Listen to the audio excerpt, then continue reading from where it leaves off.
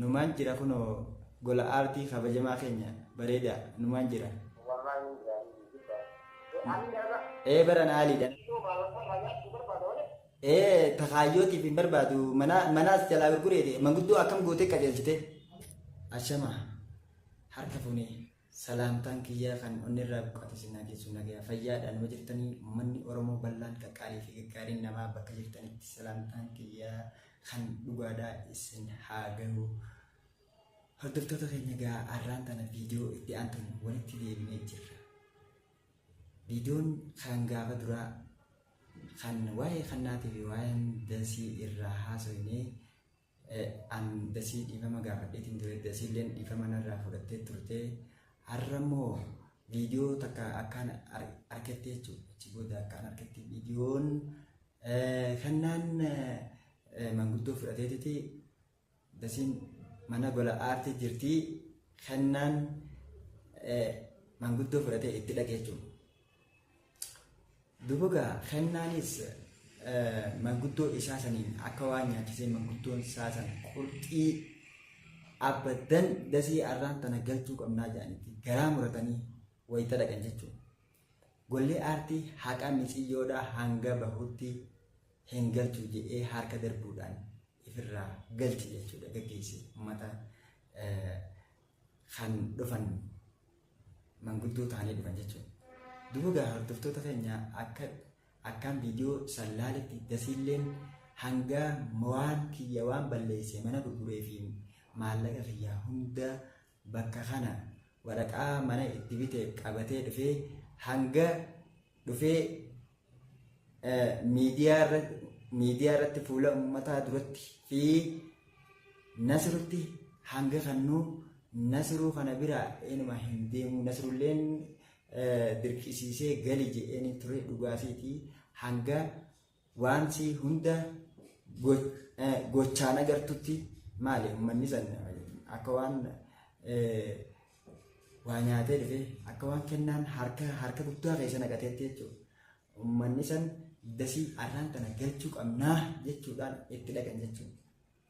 Duuba ani waan kannaatii fi kanas quba hin qabu akka inni irra jiru duraanii wal lola qabnaa amma duboo uummanni san harka darbamee hoggaa galu jechuudha. Itti dhaadachaa jira jechuudha kannaan gola aartiitti dhaadachaa jira jechuudha.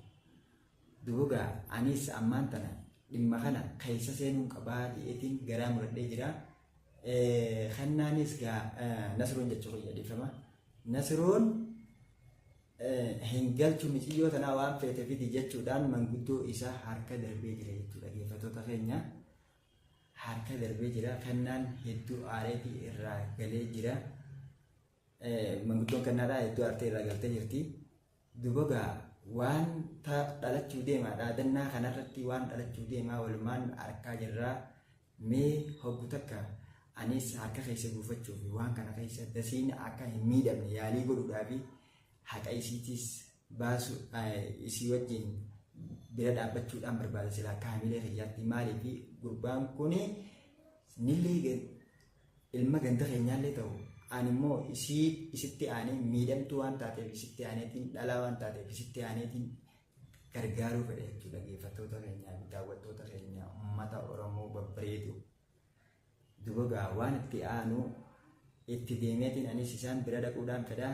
Mee ammaan tana takkitti bilbileetiin Nasruudhaan maalirra geessa ja'anii bilbila isaaniitiin bilbila ammaan tanaa bilbila isaanii bilbileetiin maalirra geessee jirtaa akkam siin ja'anii ja'an jechuudha.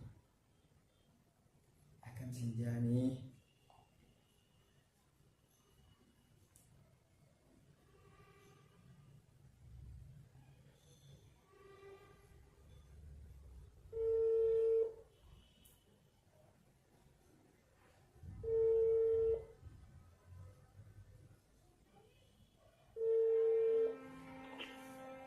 hello. Oh. Assalamualaikum. Waalaikumsalam warahmatullahi wabarakatuh. Akkam jirta?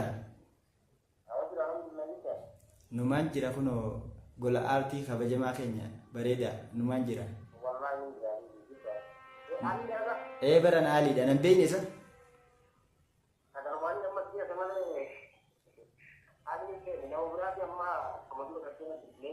Hayyee.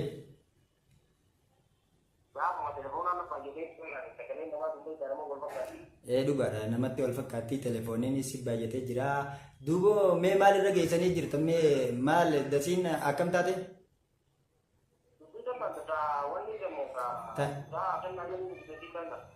Akkam taate mee?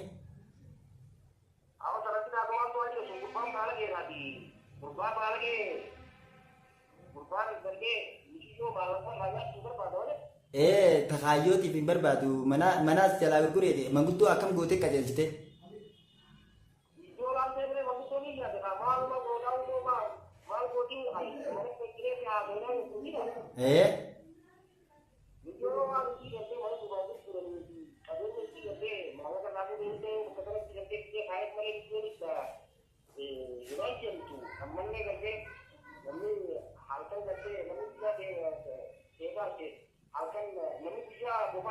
Halkan teebada isa jaani eewa.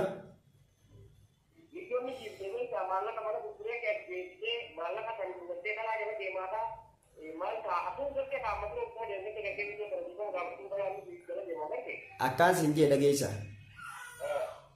Amma miciyyoon tun akka malatti miidhamtee waan jirtuuf jecha atilleen viidiyoo sanirratti yoggaan arkoo ati waan gaarii godhaa jirta uummata saniis uummanni sunis kaayinummaa isaaniitii fi miciyyoo doorsisuudhaaf intala dhalaadhaa akka malle godhuudhaaf deeman malee uummanni sun uummata mana miciyyoodhaa bakka deebisuu deemuuf miti jechuudha. Kennaan hangammaan duraatu miciyyoo tana akka malee reebaa jira.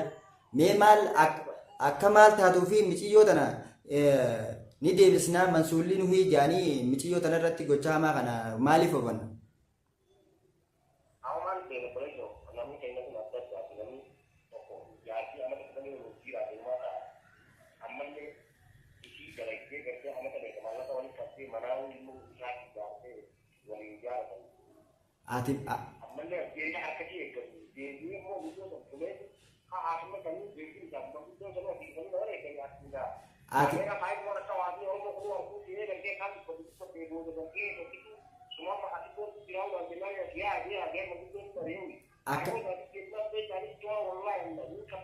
Amma booda yoo isaan asitti deebi'an ani si wajjin jira dhage ani si wajjin jira miciyyoo tana jechuudha cinaa dhaabbanneetti miciyyoon tun akka mirgasii argitu hatta maaliif miciyyoo tana akka isiin taatu fala jechuudha mootummaalleedhaan isa qabsiisuu dandeenya bara ammaa sa'a kanatti.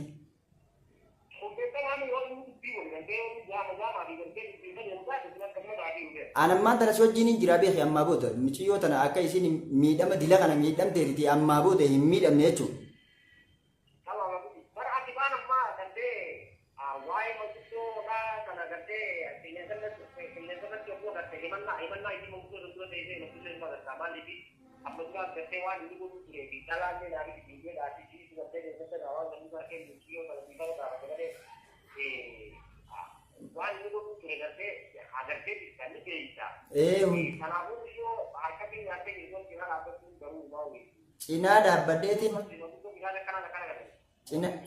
Cinaa dhaabbadheetiin hanga dandeenyutti miciyyoo tana maal godhuudha qabna deeggarree jechuudha yoo dadhabnellee mootummaadhaan isa qabsiifna malee hin dhiifnu ammaa booda anis keessaan gala.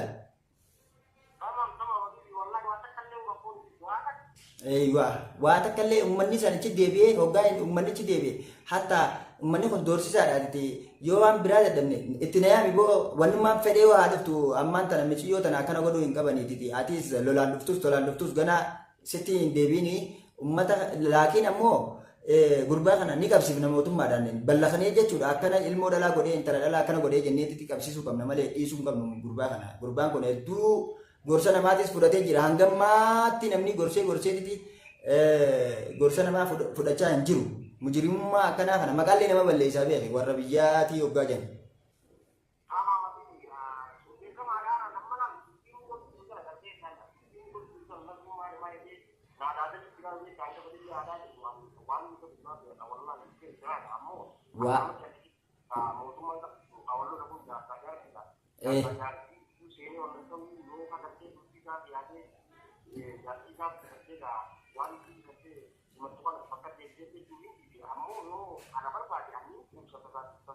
amma dhage sirni ammaan tana sirni jaarsaa fi jaartii iddoo hin seenanii. Egaa dhaggeeffattoota keenya bilbilli isaatis narra dhaamee jira nasiruunis akkana jedha kunooyi.